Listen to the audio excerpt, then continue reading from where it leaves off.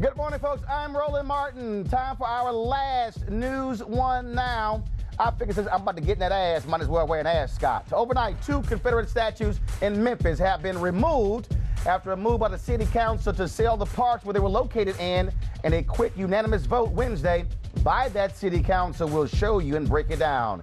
In Alabama, their Secretary of State has launched a bogus voter fraud investigation into the U.S. Senate race won by Democrat Doug Jones. We'll tell you about this weak probe and how it's a continuation of Republican efforts to put into place massive voter suppression all across America. Donald Trump, Republicans celebrate the passage of the new tax bill. And what does Donald Trump do? Lie, lie, lie, lie, lie. Of course, our last edition of Trump Lies Matter will show you. A story that's straight out of the pages of Jim Crow. The mayor of CAMILLA, Georgia, is boycotting his own city council over what he calls segregationist practices. We'll talk with him and civil rights attorney Ben Crump. Also, folks, we'll take a look at the subject of bullying and its deadly consequences. Black kids under the age of 12 committing suicide. Dr. Jeffrey Gardier will join us to talk about what we can do to help our kids before it is too late. In our second hour, Auntie Maxine will be here. Congresswoman Maxine Waters reclaiming her time as we talk about Trump, the 2018 midterm elections, and how black folks will move forward. Plus, over the years, we've covered story after story of police shootings of unarmed black men and women and the injustices against people of color. We brought you the stories that mainstream media chose to not cover and continue to ignore. We'll have those highlights, plus some of the best NewsOne Now interviews from the past 4 years. And I have a special commentary. You do not want to miss that. It's time to bring the funk for last time. NewsOne Now on TV One. Let's go.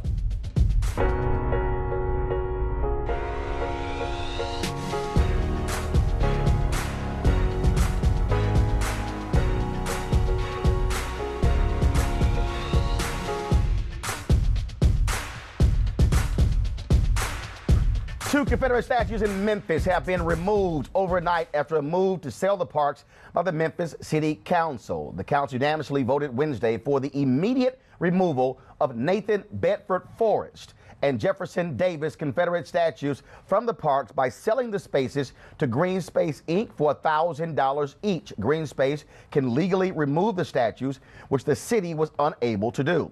Earlier this month, the city filed a petition asking for judicial review of the Tennessee Historical Commission's denial of a request to remove the Forrest statue.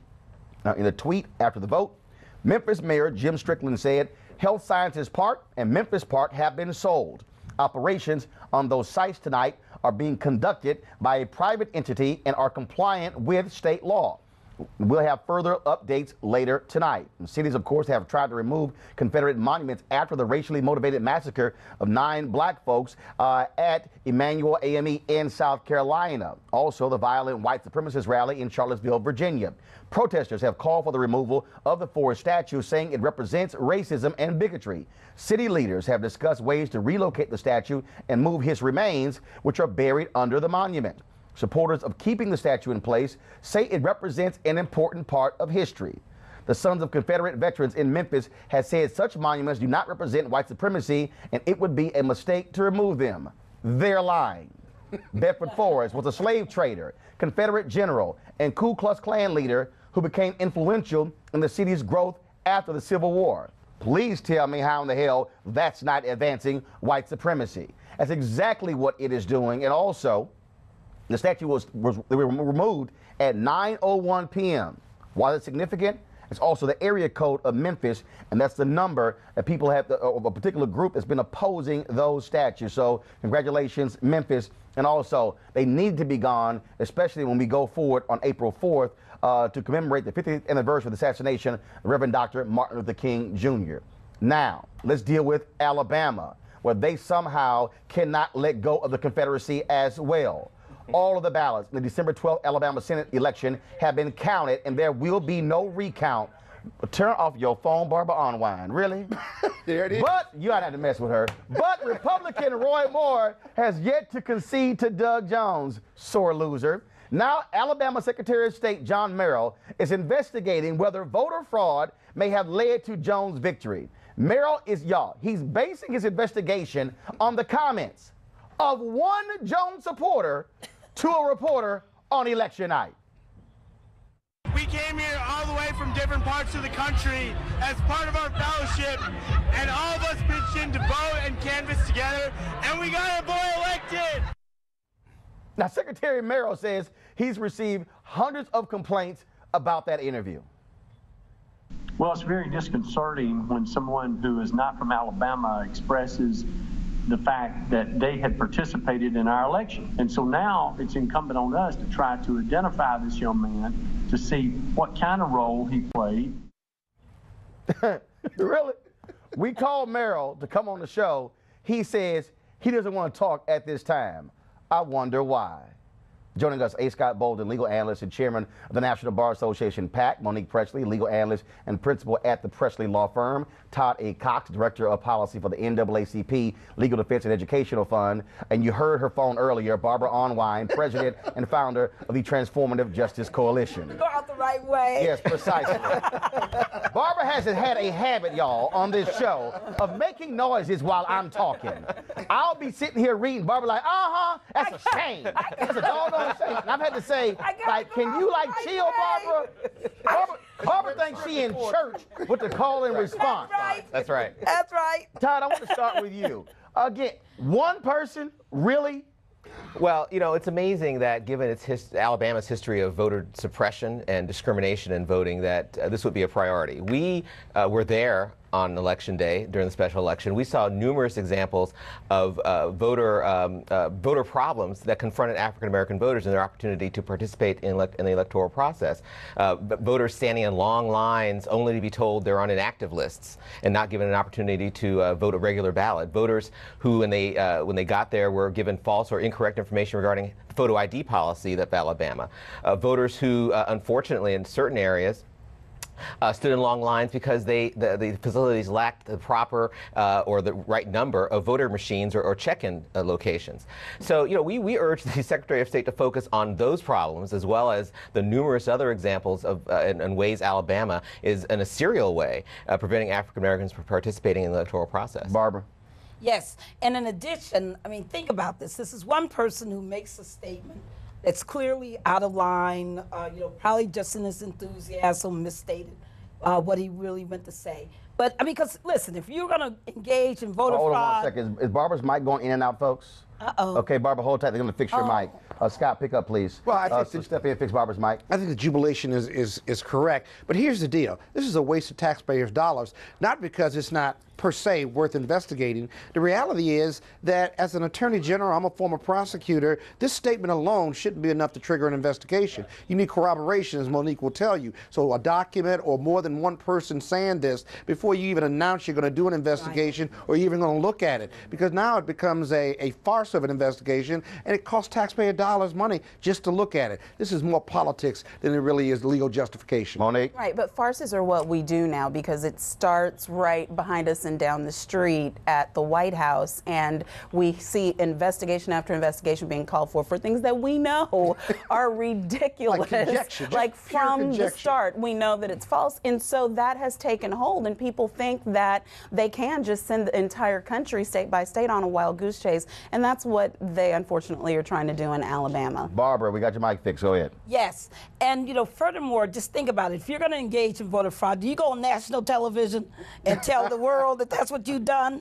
I mean, let's get real. The other thing is, in addition to what Todd talked about, people went into Montgomery to vote and found out that the disability ramps had been removed. Think about that. 3 million people in our country could not vote in 2016 because of the lack of disability access. What we also saw was ex-felons who had had their rights restored attempting to vote and being denied that right because they would not accept their, quote, mugshot pictures, which had been agreed to be accepted as legitimate photo ID. This whole photo ID movement needs to be stopped. We need to reverse it. There's a need in this country to absolutely get rid of felon disenfranchisement that blocks out 6 million potential voters, 1.7 in Florida right now, where they are running a petition drive. Listen, if you're in Florida, you know, Roland, people need to be part of that. If you haven't signed the petition, you reach out and do that. That ballot initiative that is in Florida, yes. They're getting those signatures, and so we have him on the show. Yes. We definitely want to see that. Todd, the reason I wanted to start the show today with a legal panel, since our last show moving forward, the question is, what do black folks need to be prepared for? Because we saw what happened in Alabama. Yes. They know folks are mobilized and ready. There's going to be an all-out assault on black people by Republicans when it comes to the ballot box in 2018. Well, African Americans, black voters need to be, number one, prepared for the fact that allegations of vote fraud, completely unsubstantiated allegations of vote fraud, might be used to fuel a backlash against their turnout and their significant participation in the electoral process. You know, we've already seen it with this administration, the so-called Pence-Kobach voter intimidation, we call it voter suppression commission. You know, that commission was designed to trump up, excuse the pun, trump up allegations of vote fraud just so that states and the federal government will take action to suppress the vote. So we need to be awake. We need to be aware of the fact that these allegations of vote fraud that really you're more likely to get struck by lightning than to see in-person vote fraud are just an attempt to undermine our opportunity. Scott, what will the NBA be doing to combat again? There's going to be an assault on black voters. Yeah, well, certainly we've got lawyers, black lawyers and NBA members, even in this past election, located in every state, in many communities, who will be focused, be ready to litigate, be ready to advocate, whether it's administratively or in the federal courts or the state courts, not just on the day of, but leading up. So we got to be focused and disciplined, committed. We have to have the numbers, and we got to fight. You know, Virginia and Alabama didn't happen by happenstance. That's right. It happened because money and voters and organizations were laser-like focused on these jurisdictions. The challenge for Democrats and people of color is that can they be like that in every state for every race in 2018? That's going to be our biggest challenge. Right, and people need to Monique? know their rights ahead of time. You know, Absolutely. we are on the Great ground point. on the day of. Lawyers Committee's there, National Bar is there. All of these groups are out there, but the websites for each of those organizations have really simple methods that you can say. For instance, if you're in line at the time voting polls close, stay in line because you have a right to vote. Here's what your ID is, state by state. They need to know those things ahead of time, and the public can help us in ensuring that everyone knows that, because all you have to do is see what happened in Alabama and know when we turn out to vote, we vote and we win. Barbara. And the National Commission for Voter Justice is going to be holding hearings all over the country. Beginning in 2018, the National Bar Association is a big part of this effort. So is Rainbow Push, all kinds of organizations. And we're going to be going into 16 different locations around the country having hearings about voter suppression, how people can fight to have the best civic engagement, how to win, how to get electoral reform like automatic voter registration, all of the things Same-day that we registration, need. too. Hey, EDR, we got to have it.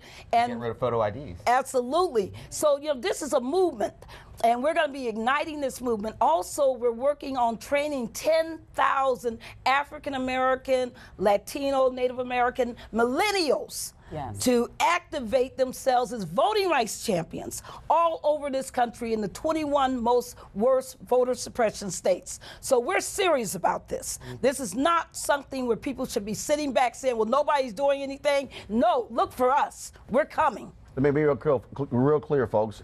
Our votes are going to matter. And again, when we turn out with our numbers, we could actually change elections. We saw it in Alabama, and still a lot of us still didn't vote in Alabama, even with those massive numbers. Also, overnight, Mary Norwood has conceded, finally, after she was beaten by Keisha Lance Bottoms. She put this video out. Shelley, go to my iPad, please. Oh, Lord. Hello, I am Mary Norwood. For my entire adult life, our city of Atlanta has been known as a city too busy to hate. For more than 5 decades, this message has been our carefully protected and cultivated brand, a promise that our city is offered to everyone, no matter who you are or where you were born. I found it to be true in the beginning Okay, of my... I'm good. All right, so again, it's a 4-minute video. You can go to ajc.com, check it out. But Mary Norwood has conceded. She's still in her video. I'm gonna give y'all the rolling the notes. In her video, she still claimed there were voting irregularities, but she's not gonna challenge in court. We're done. All right, y'all. Coming up next. First of all, Pam, thanks so much. First of all, hold on. Barbara, final comments. Love you, Roland. You have really brought the black intelligentsia to this country. Thank you for everything you've done. We'll be back. Don't worry, this show is not over. Todd? Roland, we're going to miss you. We need this show. We need to hear the information that you're giving us. We're going to miss you, and hopefully we'll see you back somewhere. Oh, that's going to happen. I guarantee you that. Coming up next, hashtag Trump Lives Matter. I've been saying it since he won the election. He was lying his ass off yesterday. We'll have it for you. Also, why is the black mayor in CAMILLA, Georgia, getting screwed by his own city council? Won't even give the brother the keys to the office. Really?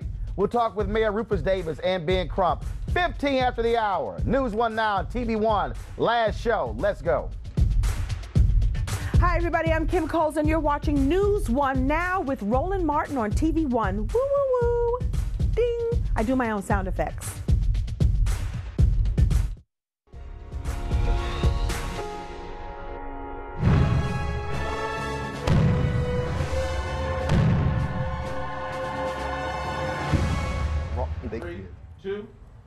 All right, y'all. Y'all know I came up with that after the election, hashtag Trump Lives Matter. Damn it, Shelley, roll it again.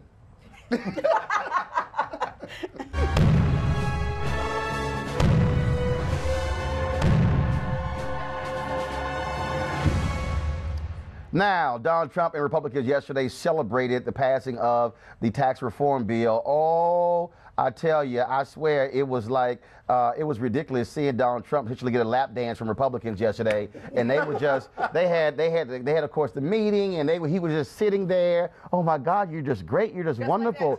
You're just, oh my God, you're just unbelievable. Thank you. These were grown people, y'all, who were doing all of that. Then they had this news conference in the Rose Garden. Same thing. Tim Scott to his left. Tim, you're supposed to come on the show this final week, brother. You're supposed to text me back, and you didn't.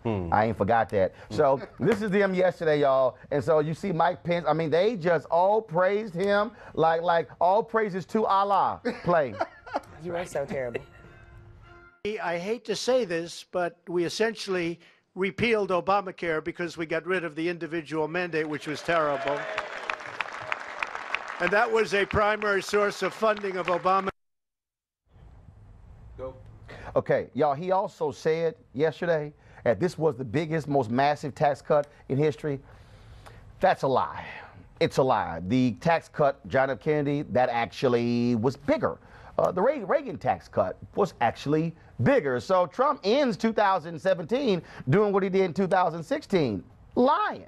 That's pretty much what we have here. The tax bill, folks, did not repeal the Affordable Care Act. Another lie. That's something Republicans repeatedly have failed to do. Go back to our panel. Joining us, Greg Carr. Of course, he is the chair Afro-American Studies at Howard University. Tiffany Lofton, of course, labor, human rights organizer. Greg, I'll start with you. Again, Republicans are just so happy, so elated with this bill. You go through this. We talked about it yesterday. It's going to screw so many people. And all these little people in the little red hats are just like, yay, and I'm going, you know it wasn't for you. It's utterly absurd, Roland. Again, what will happen next month when they tune in to look for NewsOne Now and it's not here, and the people in Alabama figure out that they didn't renew CHIP, which means all these kids in Alabama don't have health insurance. What's going to happen in February and March when they realize they're looking for NewsOne Now, and what they see instead is that the people in the Senate enriched themselves, except the top three, the most wealthy senators did not. That means from Virginia, Mark Warner didn't, Barbara Feinstein, they voted against their interests. But I tell you what, man, I wish Tim Scott would come on here. He probably dodged you because he can't explain it. What a human prop he was yesterday. A magnificent man that got choked up as he swore fealty to his master. The only person who did better than that, I would say, in conclusion, was smiling Mike Pence.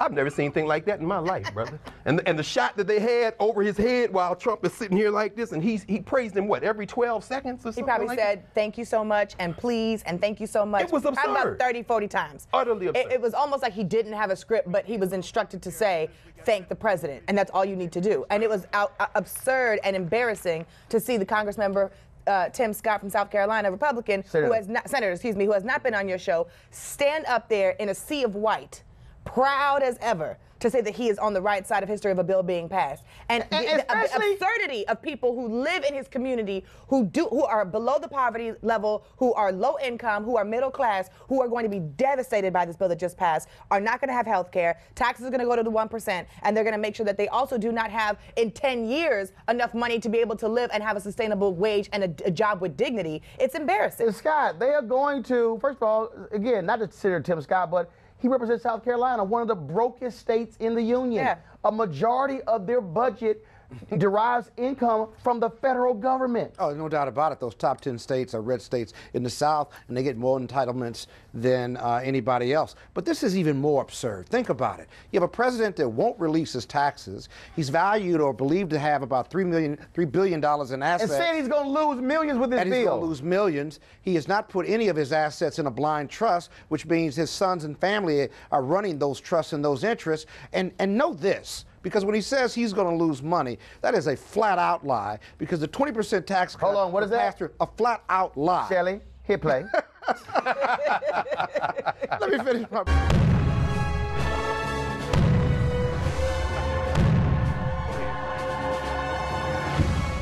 Scott, finish your point. We know it's a flat-out lie because these real estate holdings are pass-through companies, and it's a 20% cut on pass-through companies. So we don't know his taxes, and we know he's going to get a big break, at least 20%, especially when he leaves the White House, even though he doesn't have his companies in a blind trust. Monique, they already are saying, oh, we about to cut welfare. We about to make folks who get Medicaid, y'all going to have to go get a job. We about to see this slash all of this. The folks in Colorado are warning women who are due to have babies in February.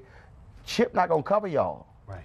We don't have a president, so the amount of time that people spend trying to figure out ways to control that man are ridiculous wastes of time. We are headless as a country. He is unfit, he is unbalanced, and this country is being run by some power-grabbing evil people, actually, in that building right back there in Congress, because they are willing to continue to side with, and as you saw yesterday, literally like kiss the face of this man in order to get their own agenda passed, an agenda that takes money out of poor people's hands, puts it into the wealthy, an agenda that keeps us from having health insurance, keeps the country sick, an agenda that takes money out of education. I mean, this is what we have, an agenda that puts people in the Supreme Court forever who are going to ratify their decisions. So when I'm gonna say voting matters, because I say it almost every show, this is why the vote matters, people.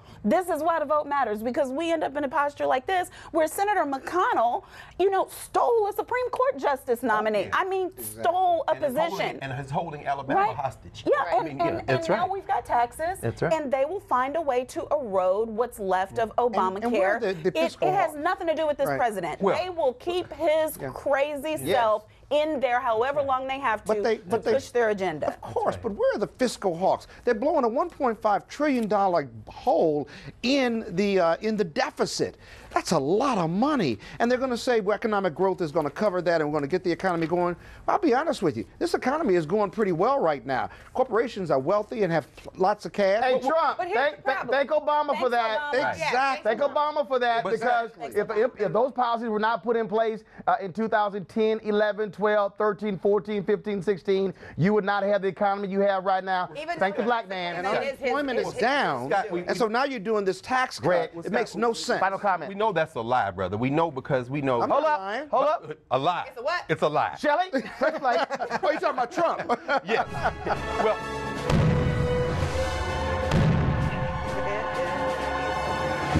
Yes, sir. Rick? Not just Trump. Bob Corker got paid yesterday. Steve Mnuchin and Cohn, who worked for Goldman Sachs, even Goldman says it's not going to be a profit. But more importantly, look at on the other end of the spectrum, all the folks who get these donations. People get donating to nonprofits. If you take the exemption now, people may stop giving to these nonprofits. So folks out there who are counting on end of the year donations, please understand this tax bill may hit you as well. All right then. All right, folks. So we got, because actually, you know what I was thinking? after I listened to all them sitting here just praising Trump, I swore I was going to hear that James Brown song, "Shake That Money Maker, Shake That Money Maker." Because that's what they were essentially doing yesterday. I mean, it was really embarrassing to watch grown people just do. Man, come on. I think they were just happy to pass something. And that's really what the adulation was. Shake your money maker. All right, I got to go to my next story, my next segment. But since it's our last show, Shelly, one more time. Hit it.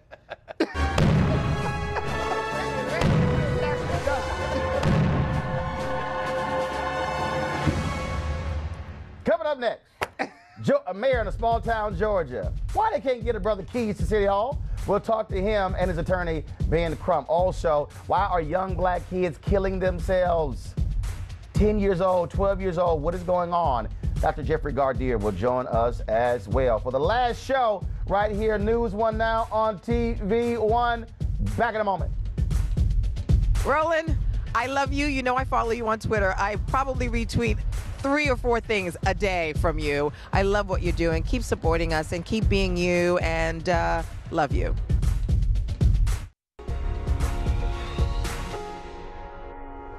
It's Thursday, might as well be What the Hell Thursday. And what the hell is going on in CAMILLA, Georgia? Black Mayor Rufus Davis put out a press release saying he has begun a nonviolent resistance campaign by sitting out of city council meetings to call attention to discriminatory and segregation practices in education, employment, and law enforcement. Even one of the city's cemeteries is segregated. Joining us right now is Mayor Rufus Davis and his attorney, civil rights attorney, Ben Crump. Mayor, what the hell? Good morning, sir. Yes, it's almost something out of the Twilight Zone. So they won't even give you the keys? Explain this. Sure. Let me just kind of contextualize it. I was elected as the first African-American male mayor in my city in November of 2015. At that time, I ran on a platform of diversity and inclusion, but ever since I've been met with a strong resistance, and I feel that it was more of a, an attempt to silence the voice of the people that I represent. So the denial of the keys was pretty much a denial of access to representation by the African-American supermajority in my city. And explain to people how segregated this city is in 2017 as we head into 2018. Sure. My city is 70% black. However, the only city-owned cemetery is segregated. There's a black section and a white section. It's divided by a fence that serves as the demarcation line. On the black side, there are no burial records. No one will know where their loved ones are buried if someone can't tell them from memory. And it's in stark contrast to the white side. There are no black police officers. I have no black professional men employed in City Hall. The highest job held by an African-American male is that of meter reader. All City Hall employees are white except 3, which includes this custodian. 99% of all white students who attend school attend the historically all-white public, all-white private school, and 99% of all black students attend the underfunded public school. And Mr. Martin, this system is maintained because of severe racial gerrymandering, whereas my city is ruled by a small white minority that has been able to consolidate their voting power because they've created a white voting district where essentially 90% or more of all whites are packed into one voting district, which allows them to pretty much guarantee almost control of the city council. You, of course, have hired Ben Crump. Ben Crump, this is just unbelievable, but this is trying to get people to understand that in parts of this country, you are still dealing with Jim Crow era. Roland, it is incredible when you think about these white leaders who still worry about when they die, they don't want to be buried next to a black person. It's almost as if they think it's a black heaven and a white heaven, and they're going to find themselves in an integrated hell. We are believing that if we get this fence taken down, that desegregated fence, dividing the dead, then we can start to tackle desegregating the city departments that separate the living. And it's going to be a fight to take this fence down. It's very symbolic, Roland, so we need everybody, all your audience, to know, like they took down that Berlin Wall, we're going to take down this fence in CAMILLA, Georgia. Mayor Davis, final question, what's next? Well, we'd like to bring down the fences of the segregation in my cemetery. We'd like to take down fences of segregation in my police department, in my city hall, and in all areas of my community. And we appreciate, your voice and the support of everyone from around the corner to around the world in helping us in this cause. All right.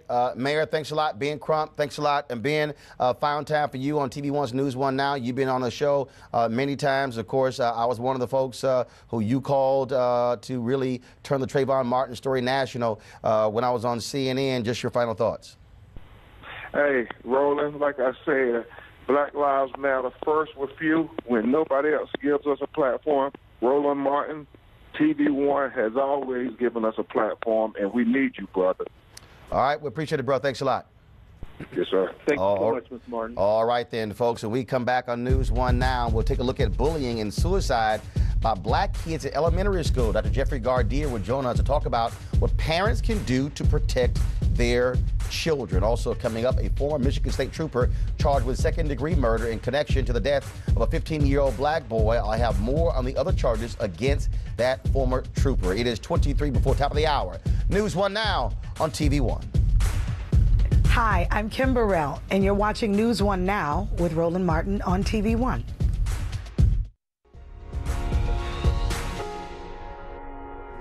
Investigators are still searching for the reason why 8-year-old Imani McCray took her own life this month.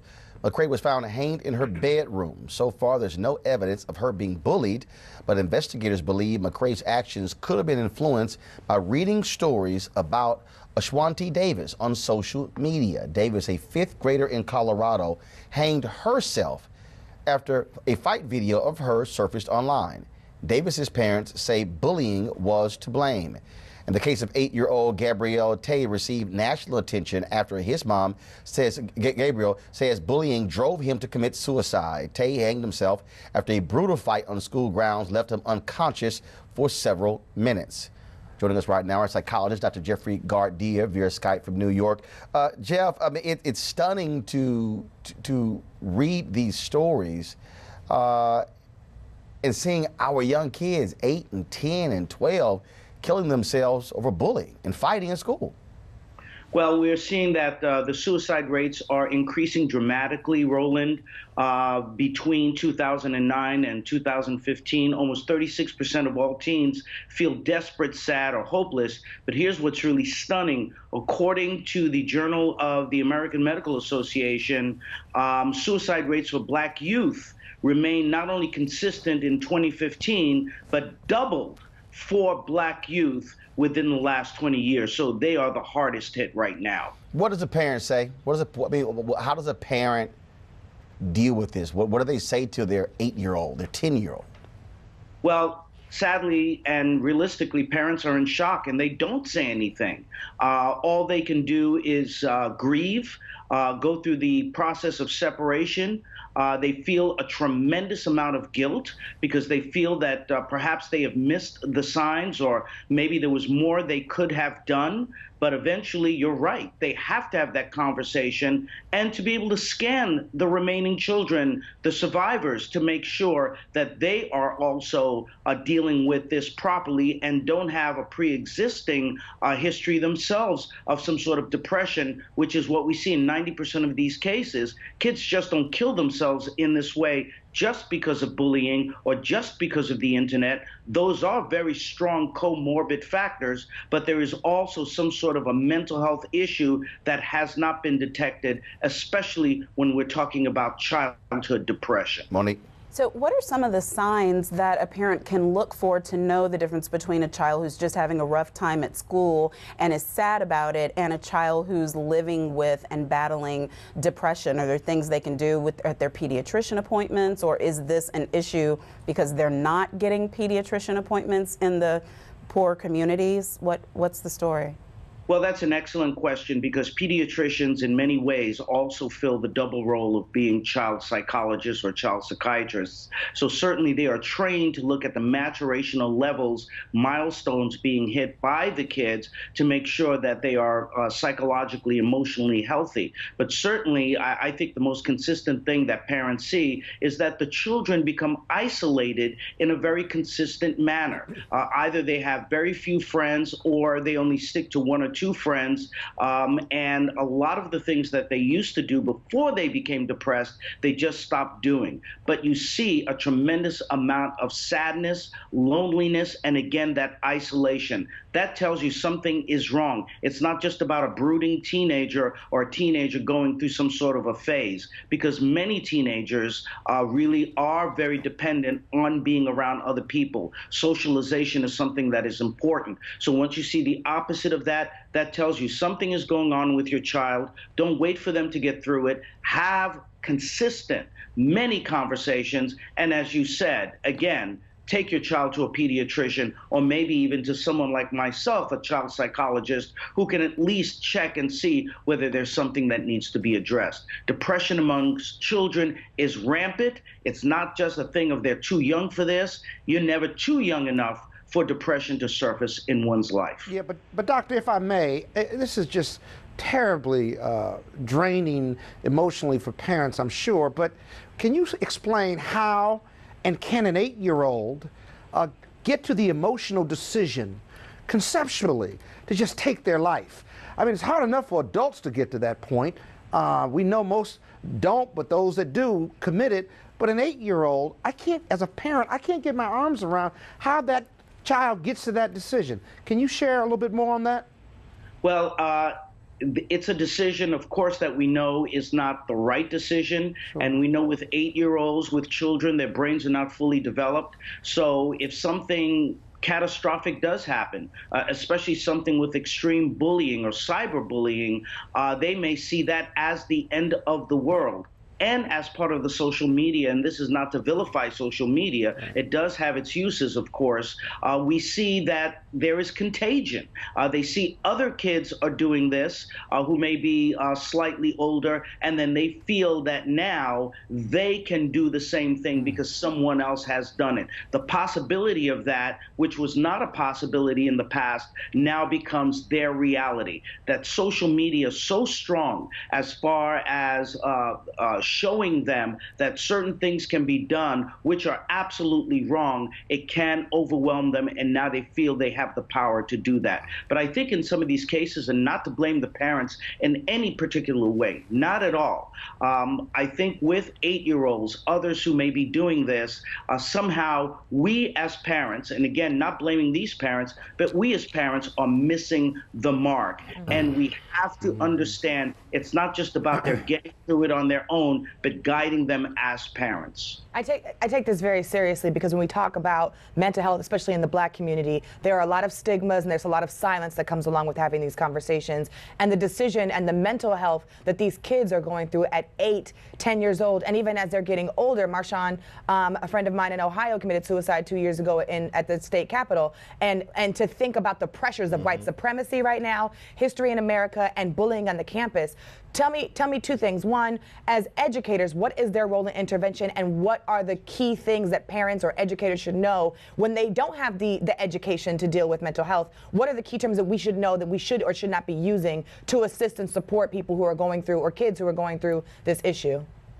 Well, certainly as educators, we need to be based in reality that racism and prejudice is an extra stressor for our children.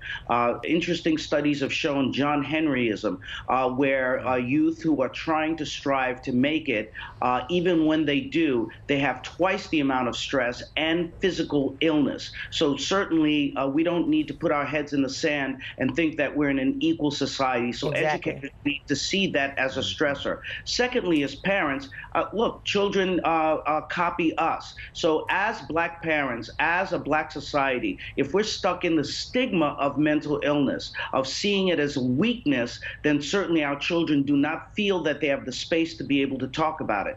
So as we show our children that we do understand that mental illness, problems of living may be real for them, and we as parents are able to deal with our own mental health stresses, our own mental health issues, then certainly our kids will follow us and feel the freedom to be able to talk about this. But again, and Roland, as we've talked about this so much in the past, it's about the continual open communication between parents and kids. Kids are on their own path with social media, and sometimes we see them as another species, but it is important that we be in their lives each and every day. As much as they want to push us away, that's a sign that they really want us to be in their lives. Dr. Jeffrey Gardier, is always great having you on TV1's NewsOne Now. It's our final show. Your final comments. Final comment is certainly thank you, Roland, for once again bringing a spotlight on mental health issues, stigma, and for allowing me to be part of your show and helping people in dealing with their mental health challenges. This is very real. It's tough out there. It's tough to be Black, but it's tough in this world. And certainly it's important that we get the attention we need in order to have a better life. Thank you, Roland Martin. I appreciate it. Thanks a bunch. Folks, when we come back, we'll talk about various issues in our headlines, including Black women who say they were sexually harassed while working at Ford.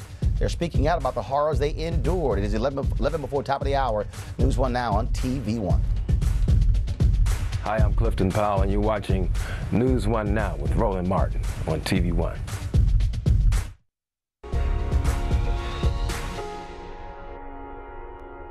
Oh, y'all, I love our social media fans. So this is a tweet from Tiffany Banks. Shelly, go to my iPad. So hold up, I gotta do it this way because you know this thing. Me, when I come home tomorrow after work to watch the very last episode of NewsOne Now on my DVR, I'm gonna miss this show so much. Thank you for 4 great years and all of my favorite panelists. Oh, Lord.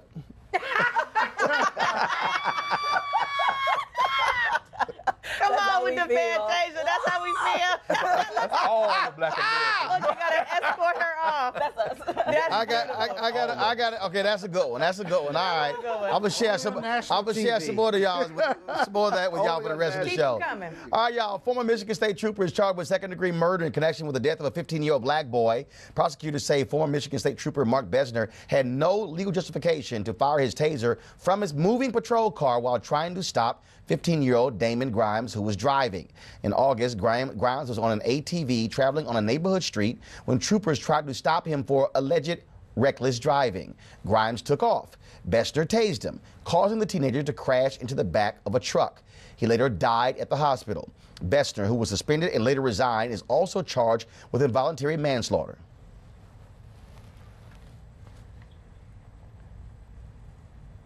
Grimes. Trooper Besner created a very high risk of death or great bodily harm, knowing that death or such harm was the likely result, by firing his taser from his moving police vehicle at Damon Grimes, who was also on a moving ATV. Grimes' family has filed a $50 million lawsuit against Besner. The Black women who say they endured sexual harassment while working at Ford plants are now sharing their stories. The New York Times interviewed several women who used to work at the automobile plants in Chicago. They say they were mocked, dismissed, threatened, and ostracized while working there. In August, the Equal Employment Opportunity Commission reached a $10 million settlement with Ford for sexual and racial harassment at 2 of the Chicago plants. This too happened before, in the 1990s. A string of lawsuits and an EEOC investigation resulted in a $22 million settlement and a commitment by Ford to crack down. The women say the settlements are not solving the harassment issue at the plants. It's hard when every day you come in and if you say something and something is done, it gets worse. So that's why a lot of women do not complain. They don't say anything. There was one particular situation where this young lady, she finally got enough guts to go up there and report it. But before she can get down to the line, it was already known what she went upstairs for. So who's telling it? She was taken off that job and put on a harder job. Ford says it has learned some lessons. It has disciplined 27 Chicago employees for sexual harassment and terminated 5 managers since January of 2015. Oh, this is a good one here. A Virginia pastor and his wife will be sentenced next year after a jury found them guilty of defrauding members of their own congregation. A federal jury found Terry Millender and his wife, Brenda Millender, guilty of running a $2 million fraud scheme. Terry Millender is the former senior pastor of Victorious Life Church in Alexandria. Prosecutors say the couple recruited investigators for companies saying they provided small loans to people in developing countries and helped broker Nigerian oil deals. That should have been the giveaway. Yeah, it is, bro. Prosecutors say the couple used investor money to pay for golf trips, a birthday party, and purchase a $1.75 million home. The Millanders face up to 20 years in prison and will be sentenced in March. Oh, lock them up! Right now. A San Francisco sports anchor who insinuated music mogul Sean Diddy Combs was high and drunk because he talked about buying the Carolina Panthers is apologizing. Here's what Diddy said when the team's owner announced he was selling the team because he'd been accused of harassment. North Carolina Panthers are up for sale. I believe it's time to turn the franchise over to new ownership. Well, I need to send a message. KRON TV anchors Daria Folsom and Henry Walford, who were on the phone, tried to clown Diddy for his proposal on live television. You know, it's not a large amount, but I can definitely kick in $5. By the way, how can you take Diddy seriously? You don't? Yeah, after Twitter roasted those two, they made an on-air apology, and that's what happens when you mess with black people. All right, y'all, coming up in our next hour, we will talk with, first but also the brother, Walford, the Henry Walford. He's a brother. I don't know what the hell he was thinking. All right, now next hour, we'll talk to Auntie Maxine about what's happening next for black folks in politics, plus a look back some of the most provocative conversations we've had on NewsOne Now, including Eric Holder, Hillary Clinton, and Louis Farrakhan. The final hour of NewsOne Now on TV1 is next. All right, y'all, second hour of NewsOne Now. This is it. She's not only served the people of California since 1991, she's been a fearless voice in the fight for freedom and equality. If I'm going to have my last show, might as well have Auntie Maxine. Reclaim your time, brother. She will join us next. Also, we talked to lots of politicians and other officials over the years. You're going to hear some of those interviews and also some fabulous entertainers. And, oh, I got my last commentary. Oh, you know I'm about to drop the mic in this commentary. Y'all don't want to miss that. And so, this is it. After 4 years, last hour, NewsOne Now. It's time to bring the funk. Let's go.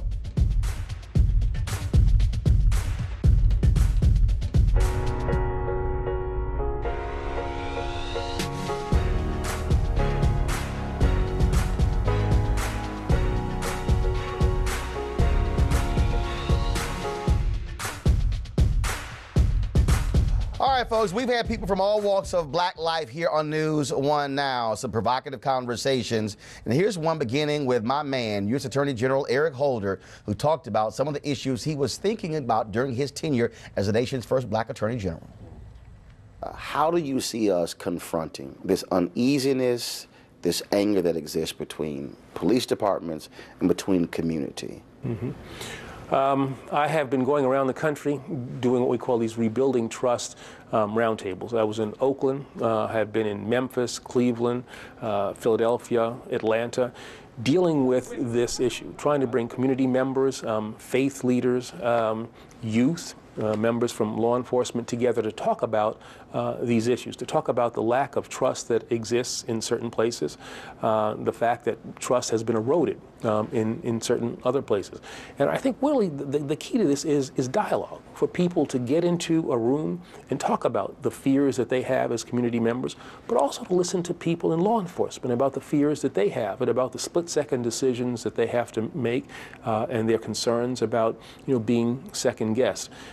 If we have an ability, as we have tried to do through this roundtable tour, if we have an ability to bring people together to talk about these issues, I'm really confident that you can bridge the gap that I think exists in too many places around our country and bring law enforcement together so that they have a better relationship with the communities that they serve.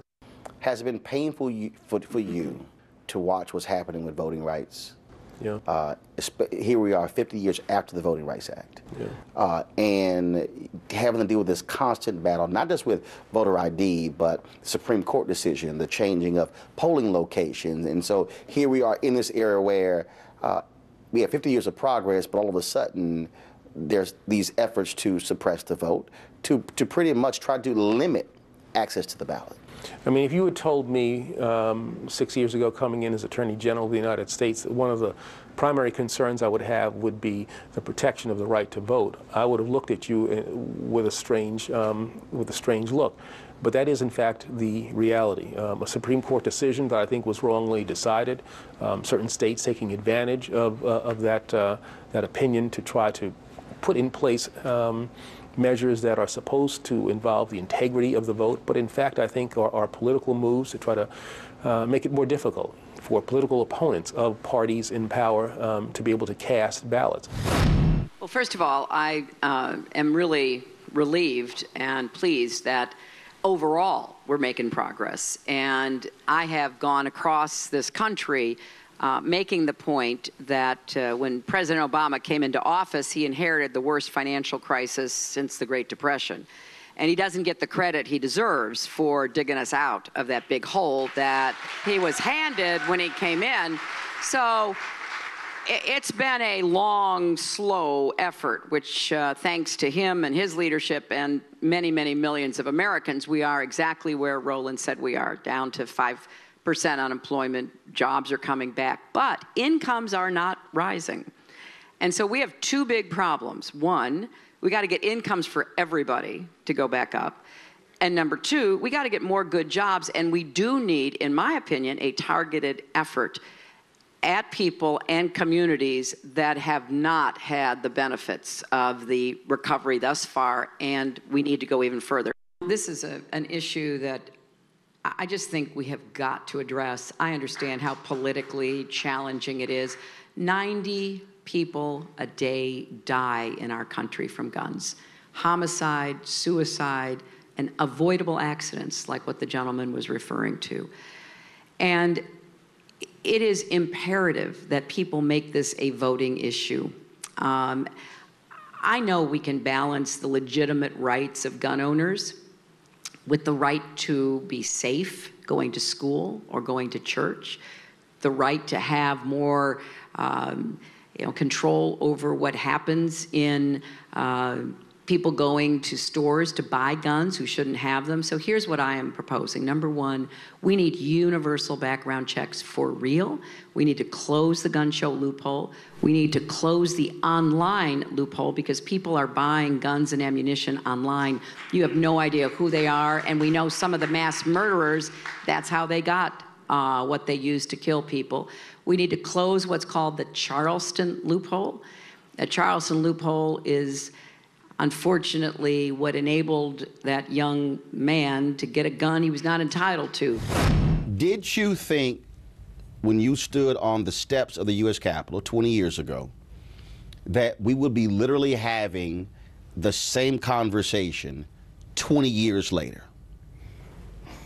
I could not see that far, but it is tragic that what brought us to the mall 20 years ago has intensified now, even with the president of America being a black man. Now we are suffering greatly because in that 20 years, since the Million Man March, we had the growth of the prison industrial complex. And Bill Clinton, whom we thought was the first black president, on his watch, more black men and women were imprisoned. Jails became filled with black men, and we went to work for IBM and Motorola, and other Fortune 500 companies in prison. We learned how to do what they do in their factories, but when we were released as felons, we couldn't any longer get a job. So slavery, we went back into slavery by being a felon, so the guarantee of the 13th Amendment no longer suited us.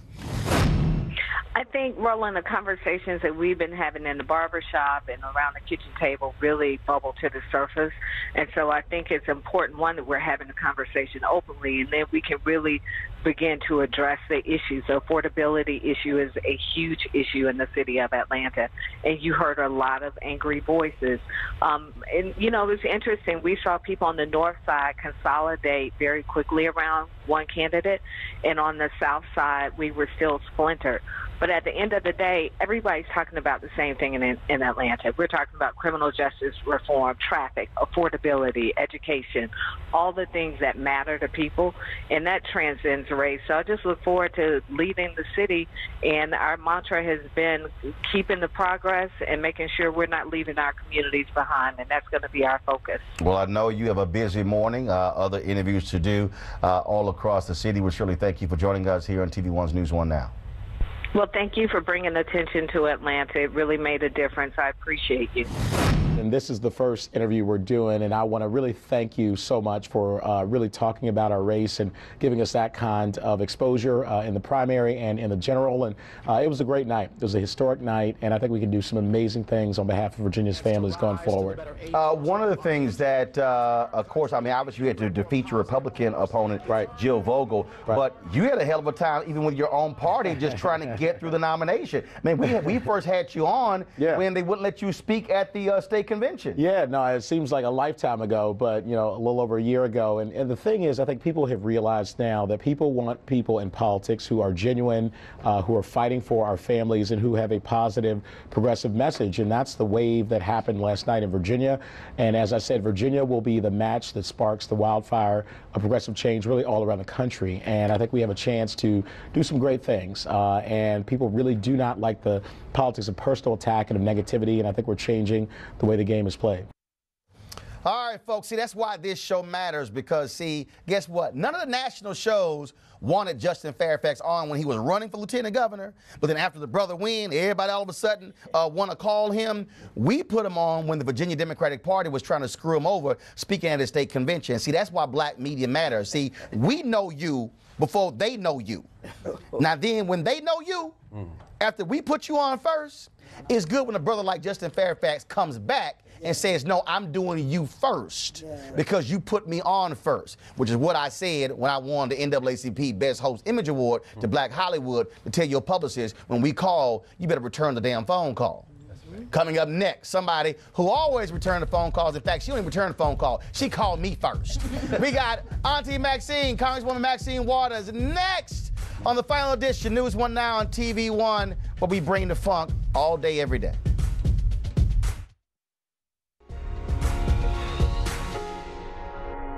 All right, y'all, Congresswoman Maxine Waters has been a powerful voice in the nation for a number of years. She's always, of course, been a fan of this show as well, and so with our final show, of course, want to have her on. Millennials affectionately call her Auntie Maxine, and we all know she's the queen of the clapback.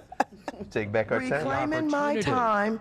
What he failed to tell you was, when you're on my time, I can reclaim it. If we really want to do it right, if we really want to send that message, if we really want to show them our strength, join with me. Let's impeach 45. Today we declare we're not taking it anymore. Keep your nasty comments away from us. Keep your tricks. Keep your tricks and your lies to yourself. And keep your hands off our backs and our bodies. I'm a strong black woman, and I cannot be intimidated. I cannot be undermined. I cannot be thought to be a friend of Bill O'Reilly or anybody. And I'd like to say to women out there everywhere, don't allow these right-wing talking heads, these dishonorable people to intimidate you or scare you. Be who you are. Do what you do.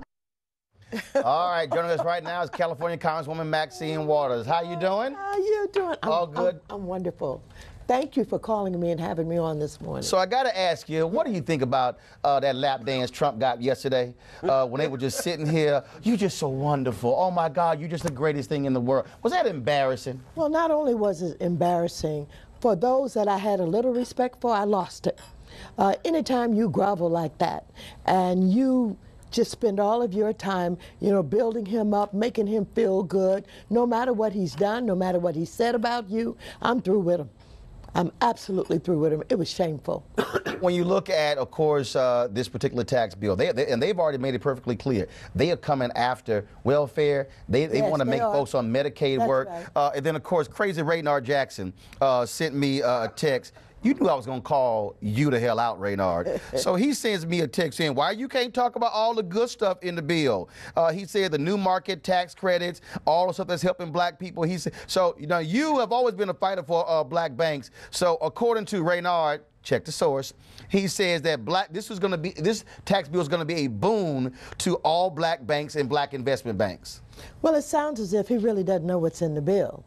I mean, this bill has a $1.5 trillion deficit. They got to make up for it. That means they're going to be slashing everything, including Medicare, Social Security, welfare, you name it. And guess what? We all know that the beneficiaries of this bill, Trump, his family, all of those in his cabinet, the millionaires, the billionaires, that's who this bill is for, and that's what it's all about. So I don't know what he's talking about. Black banks are not even in the deal. Hey, Raynard, you asked me to bring it up. I just did. So here's another thing. What do you tell black folks to be prepared for in 2018? I opened the panel with our legal scholars, and I said, black folks, you better get ready. After what happened in Alabama, there's going to be an all-out assault on black voters.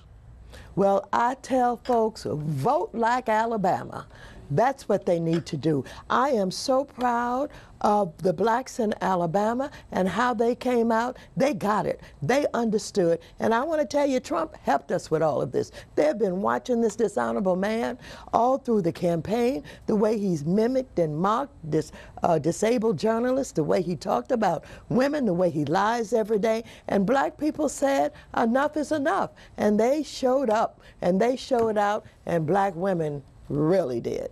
What do you say to, and I've been perfectly clear, I've made it clear to Tom Perez, I've made it clear to Congressman Keith Ellison, to Jamie and all of them, and not only them, to the DCCC, the DSCC, Democratic Governors Association, Emily's List, the environmental groups. Let me be clear, because just in case y'all think that this is the last show, that y'all not gonna hear from me, don't forget, I got nearly 2 million social media followers. I'm gonna ride y'all until the wheels fall off to make sure that black folks, black firms, black political operatives, black pollsters get the money. The Democratic Party better understand that if you black folks are not going to be political sharecroppers, but we're going to sit here and till the soil and then not make the money as well. So what do you have to say to these progressives who talk all this good stuff but also practice income inequality and discriminatory behaviors when it comes to handing out contracts, things of those nature? You know, we've been struggling with this contract issue for so many years, and we've said over and over again, in order to assist with getting the black vote out, you got to put resources into the community early, you know. And so, you know, Alabama showed up, and now everybody's trying to take credit for it. You know, Perez said, well, we came in and we put some resources in. I don't know when they did it and how they did it, but enough of this begging for the contracts and opportunities for us to share in the profits of the Democratic Party. We are turning out the vote, and we're making sure that there is a Democratic Party, because we really are the basis of the Democratic Party. So we've got to get the resources, just as you have said. And before I go to my panel, let me also tell y'all this here, because y'all gonna hear about this. I did about a month ago, even before Alabama, I text several prominent black women in the party, also who are nonpartisan, and including sororities as well. And I said, look, the party ain't got no choice. Okay, so we did that Democratic town hall with CNN in 16. The hell with CNN. In 2020, we don't need them. And I text them and I said, the party owes black women so much, y'all should demand and get at least 4 town halls, forums, or debates in 19 and 20. Well, hold one at Bennett. Yes, I will lay it out. Yes. So I want y'all to know, it's again, last show. Yes. Let me go ahead and get it out. Hold one at Bennett, hold one at Spelman, hold one in Florida, then we'll pick another state. I said, but simple, minimum of 4. And that way, I say, and we do a deal where we go to the black networks and say, simulcast it. We do it online as well. We have black folks asking our issues, and that way it don't come up every now and then. Well, you notice that they have not had any of us in the town halls that they have done. And, you know, we keep wondering and asking about how do you choose and why do you choose certain people. I guess Bernie Sanders has been in, what, 3 or 4, 5 or 6, 7, 8, 9 or 10 town halls. Right, in terms of when CNN or MSNBC, they're doing these policy-oriented town halls, it's like, Yeah, but, you know, here we are, not only turning out the vote, but they're depending on us to turn out the vote. And without us in 2018, you know, we will not be able to take back the House. So you know what we're going to do? We're going to do this here, okay? And so here's the deal. I also got my own company, so I can do this here. So what we'll do is we'll figure out where you want to do a town hall, and we'll stream that thing on Periscope, YouTube, and Facebook to all of our followers. Because, again, I own my own cameras, too, so I can do that. So we going to make that happen. So you tell me where you want to do it. Tiffany first, then Greg, then Monique. Auntie, I have a question, and I'm asking because there's a lot of folks who, over time, especially the last 4 years, have said that the Democratic Party has not cared about black women or prioritized them and put them first. What is the response that you have to encourage us as a black woman leader in our Congress? And I'm from California as well, so I know your history and your work that you've done for all of us. What is your advice or what is your direction for us who want to create something that's new, separate from what's been going on because they have not traditionally prioritized black women? Well, you know, I think it's very important for us to understand how the system works. And so what I would like to see young black women in particular create their own Democratic clubs and take over. Yes, okay. Some of these party efforts in the states and in the cities, and then be prepared to be a part of the delegations in the state, in the Democratic National Party, etc.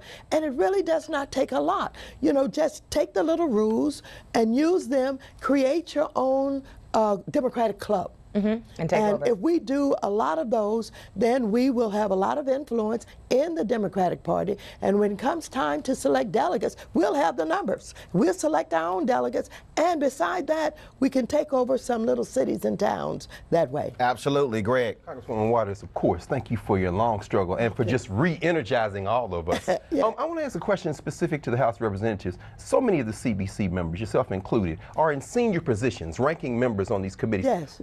Help our audience understand what it will mean to flip the House in terms of black political strength in the House of Representatives. What will happen to you all on these committees when the Democrats take the House back? Because of the seniority of members of the Black Caucus, we will have, for example, I would be the chair of the Financial Services Committee. Exactly. And you know Wall Street doesn't want to deal with that. Yes, ma'am. Okay, we will probably have some others.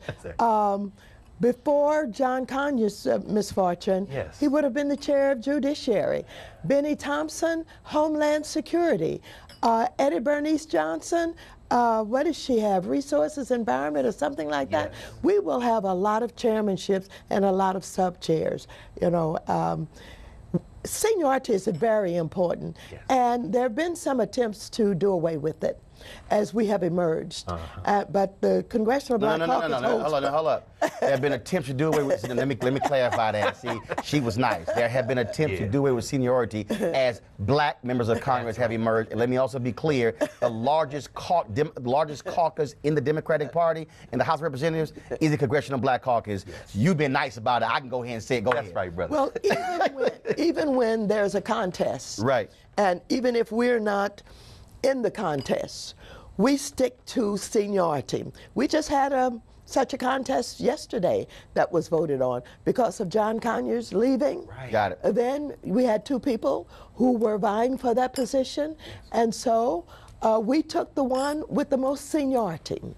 We stick to seniority, and because of our numbers, we do have great influence now. Monique, final question.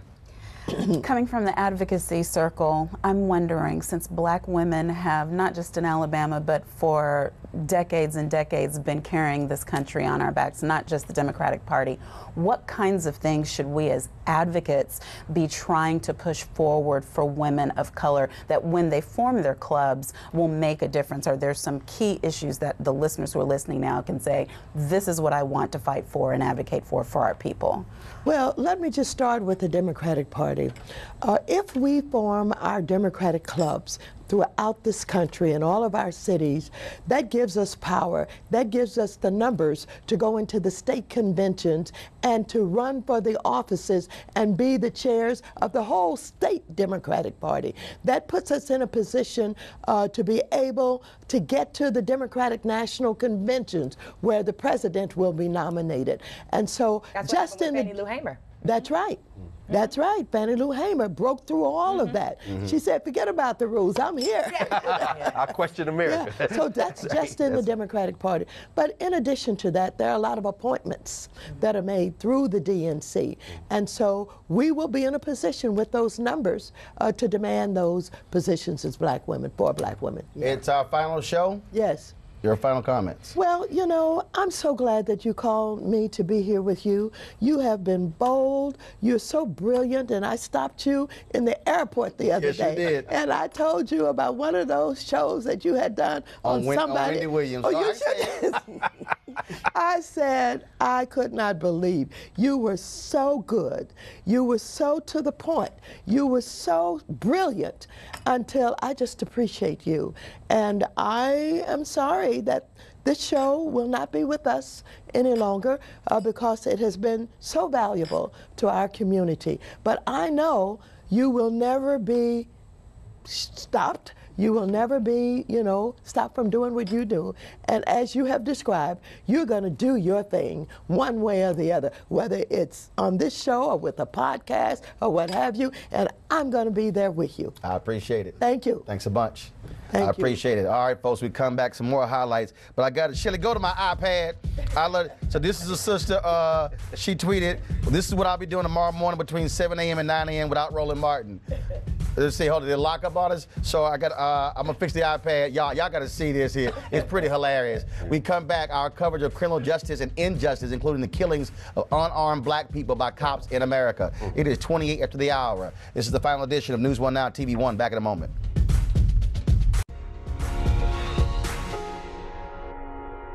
For the past 4 years, we've been the only news program to cover police shootings of unarmed black men and women, not just the ones that received national attention like Mike Brown and Freddie Gray. We brought you updates, interviewed their families and attorneys who were seeking justice. In fact, Robert Muhammad, Shelly, go to my iPad, just tweeted this. Don't forget, Roland S. Martin, TV 1 was the only national news outlet to cover the Daniel Holtzclaw rape trial, the road cop that raped 13 black women in Oklahoma City. Here are some of the highlights of our coverage on these critical stories. The officer who shot and killed Philando Castile has been charged with second-degree manslaughter. His girlfriend, Diamond Phillips, who live-streamed the last moments of his life, will join us live right here on NewsOne Now. A white Chicago cop has been convicted in the shooting of 2 African-American teenagers. A federal jury on Monday found Officer Marco Proano guilty of using excessive force and violating the civil rights of the teenagers when he fired 16 gunshots into a vehicle in 2013. And the former North Charleston, South Carolina police officer who shot and killed Walter Scott is facing up to a life in prison. Of course, you might remember Scott was shot in the back as the unarmed black man ran away after a traffic stop in April of 2015. In Chicago, for a year, 13 months, they refused to move on the officer who shot and killed Laquan McDonald. It was only after going to court, getting that tape where the judge said release it by Wednesday, and all of a sudden, the mayor comes out and says it's a hideous video. Now, according to Chicago Sun-Times, this cop is going to be charged today. A lot of people forgot John Crawford III happened right after Eric Garner. And what happened after John Crawford III? It was Michael Brown. In front of that, you had Aiyana Jones in Detroit, Rekia Boyd in Chicago, and these stories began to build and build and build, and black folks in different cities around the country began to really express their anger. But it was the Michael Brown case where all of these things sort of came together in a perfect storm. How in the hell did a jury of people with brains not convict Geronimo Yanez for the murder of Philando Castile? Closing arguments were made in the trial of former Baltimore cop Cesar Goodson yesterday. He is one of 6 officers on trial for the death of 25-year-old Freddie Gray in April of 2015. He faces 6 charges, including manslaughter and second-degree depraved heart murder. Goodson was driving the arrest vehicle when Gray's neck was broken during the ride, in which Gray was not buckled in his seat. Wow. Get out of the car. For a failure to signal. You're doing all of this for Get over there. Right, yeah. Yeah, let's take this to court. Let's do Go it. ahead. For a failure to signal, yep. Do you believe that he should be fired as a state trooper and not allowed to be rehired, frankly, in law enforcement anywhere else?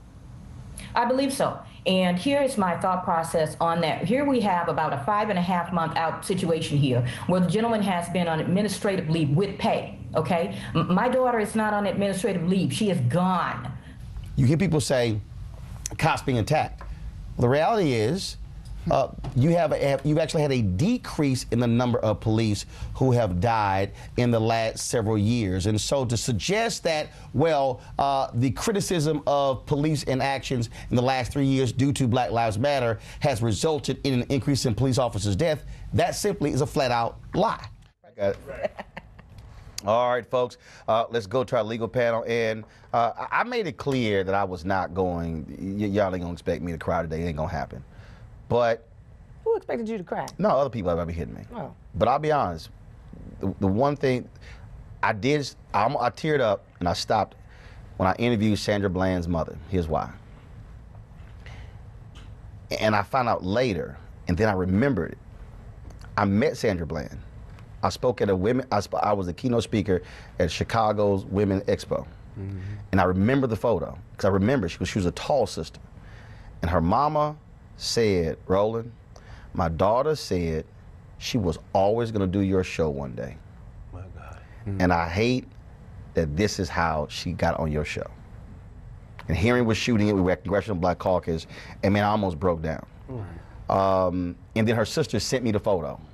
Mm. She sent me the photo from her social media account with me and Sandra Bland. Oh, wow. Wow.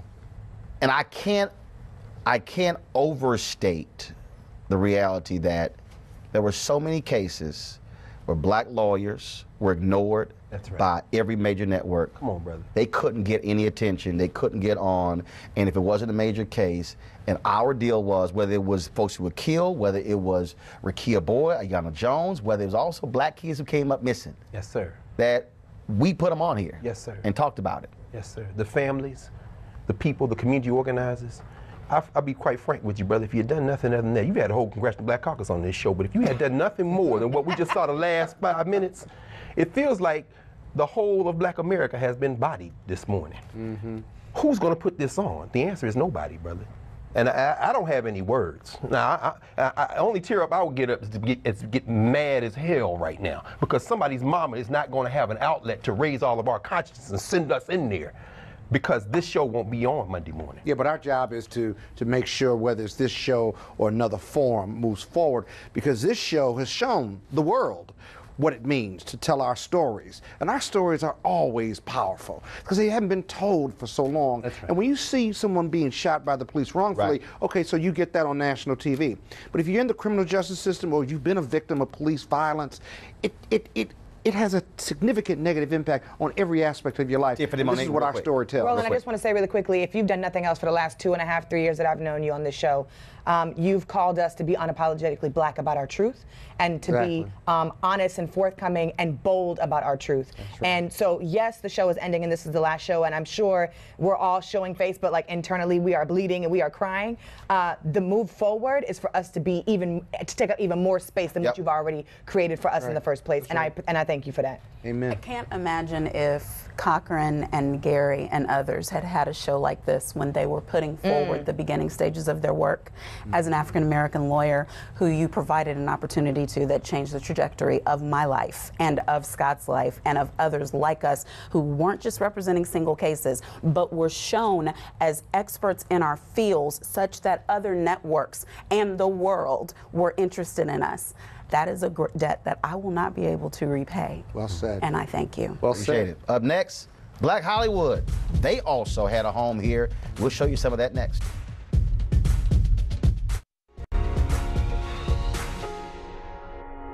Ava DuVernay, 5 years, not trained, unbelievable. Well, nobody would be able to watch this film, Roland, and think that this is coming from a director. She's known for creating these intimate little moments, and the fact that she was able to not just do that, Roland, but I was standing there the day she was like, I'm not gonna have enough time, I'm not gonna have enough time, oh my God, it's raining, I'm not gonna have enough time. So she shot that whole Bloody Sunday thing in a day and a half. You know, most directors would have had a week to do that. How does it make you feel to sort of finish doing this movie, you're seeing it, but then also turn the television on and seeing what's actually happening in real time? You know, we know that these things are ambient. It's always around. You know, race relations that are disproportionate in this country, these incidences that are so tragic and so toxic. There's no doubt. I think America will be blown away. You supported the films before anyone else. I will follow Middle of Nowhere. Put me on your radio show. Put me on whatever you, Twitter, radio, TV. I think you fly fighter planes. I don't know. You do a little bit of everything, but you always make sure that you support artists, independent artists, certainly for me, and I just want to really thank you. I appreciate it. Thank you, Good luck Roland. with it. Through comedy, I think it's a really wonderful vehicle to explore a lot of these issues because people get to laugh their way into a new understanding as opposed to being punched into a new understanding. But we're dealing with stuff that, like, is happening. Is there a particular plot line or storyline you would love to do that you haven't done yet? Oh, yes. I really would love, although I don't think it was appropriate for first season, I really would love to explore the being mixed. In the pilot episode, you know, the line that I have of tell my hair and my ass, I feel like that is a very large piece of luggage to be explored as a part of this larger context of the show Blackish. And right now we're really looking through Dre's eyes.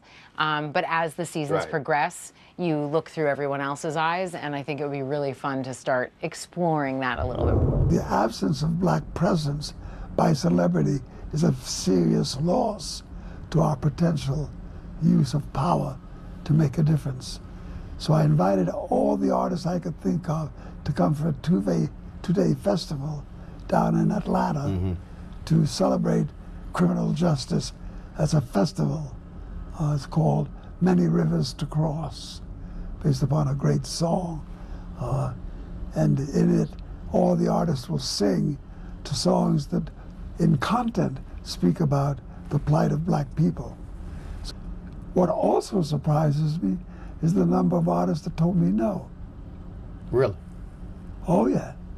As a matter of fact, there are some artists that told me yes in the light of enthusiasm, in the first rush, and were they were pressed to really define what would be asked of them.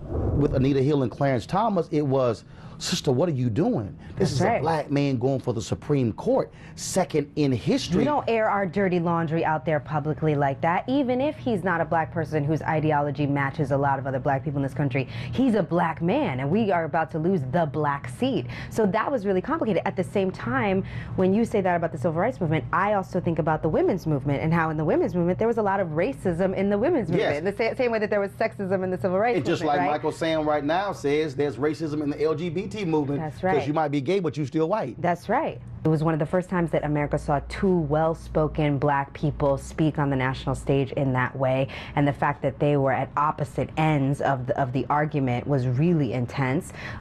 It was the first time that we talked about sexual harassment in a way. I mean, now we use those words with such ease, but back then that was a vague legal term that very few people understood or knew what it meant, and culturally we were not dealing with sexual harassment. So the country was kind of forced to deal with race and gender and power in a way that we had never done before.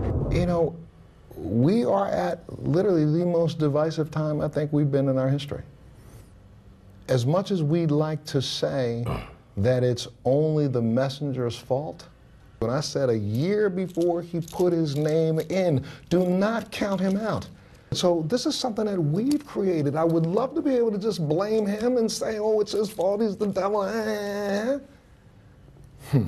If we don't pay attention, the fleecing of America, remember 20 years ago we used to talk about that when we were talking about hammers and all those things, overpriced tools. Who are you trying to heal? African Americans, America, or Trump? So, you know, seeing a strong black woman or a woman who's been a part of this community for such a long time, to, you know, been a voice in this community for such a long time, I thought that I would be talking to us. I really did. That was what I was thinking. You know, I've been singing gospel music for a long time, and I've been lifting people up for a long time when they're down. And so this is something that I do on many stages, and this was just one stage. It was a political stage. It was a scary stage, and, you know, the message didn't come across the way I intended it to. Even with all of the movies and the Oscar and the other awards, 2016, you dropped your 11th album. And what literally when I saw the title, I said, I gotta ask him this question. You called it Black America Again. Yeah. What does that mean, again? Well, it started with a thought like Sandra Bland, a friend of mine had a song about Sandra Bland, and as she was singing it, I was thinking about Sandra Bland's family and like how we are, you know, we call these names out, but their lives are gone physically, you know, and it's like it just hit me in a way, like, and I started to think about how it had happened with so many black people in America, like their lives just being taken, like for no reason, and it went back to days of slavery, to Jim Crow days, to just modern days of people names we don't know who've just been, you know, either shot by police, killed, accused of something because they're black, you know. So I was like, that thought came and I started writing the song, the title Black America Again, because it was a repeated cycle. What is happening in your city of Chicago? All right, y'all, we're gonna actually put the rest of that package, about 2 minutes left, online. But I gotta go here, but I come back for my commentary. Should I go to my iPad? So here's some of the men's folks. Last day of NewsOne Now. Let me scroll down here. Y'all, this LOL, you going hard this morning on Trump. He was lying his ass off. Okay, that's a good one right there. It's so hard to say goodbye to you today. Let's see here. Boo, bro, no, please don't go. Let's see here. Maxine Waters being so important. Somebody said you won't be silenced. Oh, y'all, they got some. Show was that? They got some good. Oh, that's Allison. She working on our show, so she get a shout out. Real quick here, we'll miss you right here. I love this one here. This has been a difficult week. I learned that Shelly has testosterone, and now I'm watching the final hour of NewsOne Now. Roland, hurry back. That's a good one. That's a good one. Roland Barr, I own this company. I own my own camera. Do the damn thing. You showing up. We come back. My final commentary on NewsOne Now TV 1.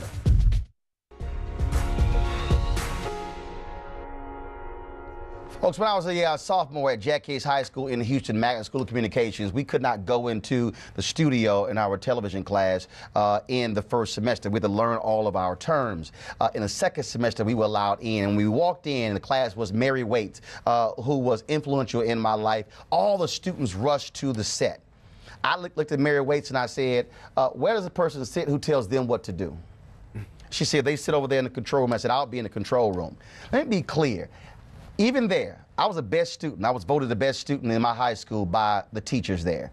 I didn't want to be on air. I could do on air, but I also learned what was happening behind the camera. Why? Because I wanted the power. I wanted the power to be able to determine what our stories were. I didn't want somebody telling me what to say or do. I wanted to be the one telling what to do. That's why in my career, when I had an opportunity to intern at CBS News in Dallas, I turned it down to work at the Houston Defender under Sonseria Messiah Giles, because I wanted to be able to be in a place where I didn't just carry a tripod, where I was able to cover the stories. That's what also happened when I was in college, when I worked at KBTX TV, and Jeff Braun was the news director, and he made it clear when there was a weekend sports anchor job, and every person in the station said Roland Martin is the best person to hire for this job, and he made it clear he was not going to hire a black man. When his friend Alice Brown took me on a walk, and she said, Roland, he's not going to hire a black man, I eventually quit when I didn't get the job. And so he gave it to one of my classmates, and John Oakley was a great guy, but I was the best student at Texas A&M when I was there as well. And the point I'm making is this here. I then went on to run 3 black newspapers and the founding editor of BlackAmericaWeb.com and news editor for Savoy Magazine. I'm saying all of that is because I've never believed that white media was more important than black media. I never believed that that mattered more than anything else.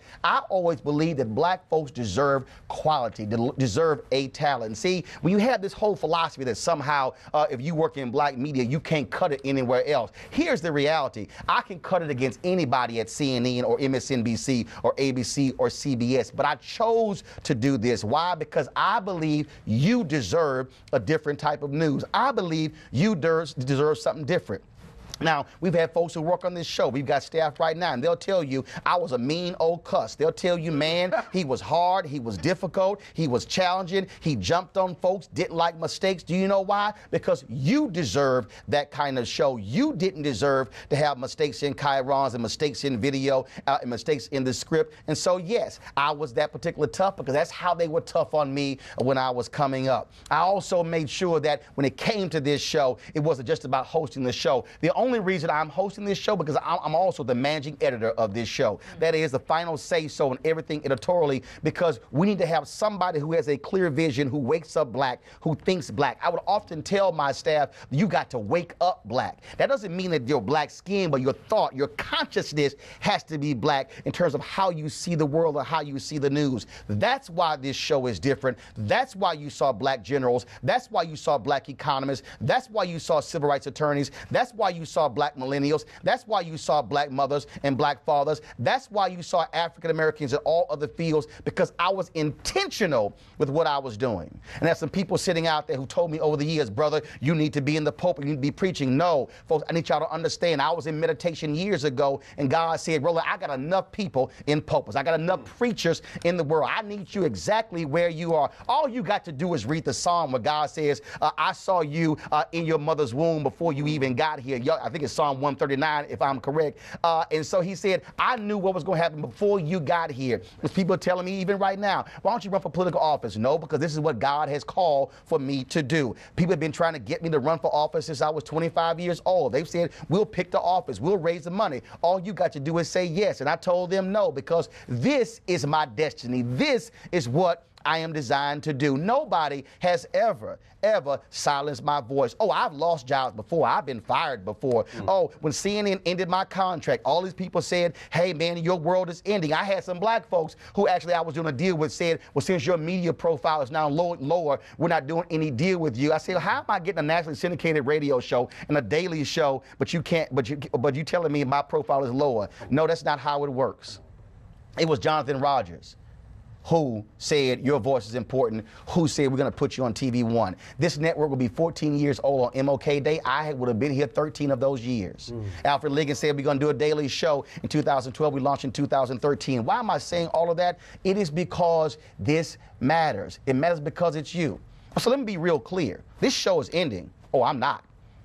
I'm telling you right now, you will hear my voice every single day in 2018. I will be using technology. I will be using social media. I will be using live streaming. We'll be doing all of that. We haven't decided what I'm doing next on TV One. My contract ends August 31st, 2018. We'll see what we decide, but let me be perfectly clear. I will always stand tall for black people. I will always fight for black people. I will always defend black people, and when black folks are wrong, I will always call them out because I believe in accountability.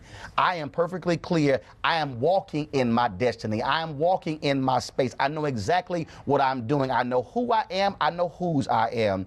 And the bottom line is this here, and let me say it right now to all the haters. If you think this is it, you got another thing coming. If you think I'm going to be quiet, you got another thing coming. If you think something's going to be different when it comes to the midterm elections, you're wrong. And let me tell you something right now to Donald Trump. You will see me in 2020 because I'm telling you right now, hashtag team whip that ass. We'll be there at every turn because I will not allow anybody to silence my voice. We've had a hell of a 4 years, but don't think, folks, that it is all over. I'll be back in a moment. All right, folks, these are some of the folks who worked on NewsOne Now. So glad. Big congratulations to all of them. This is our last show. We thank all of you. And Shelly, go to my iPad for the last time. This right here says it all right here. Y'all, mic out. 1, 2, 3. We got to go. How it ended?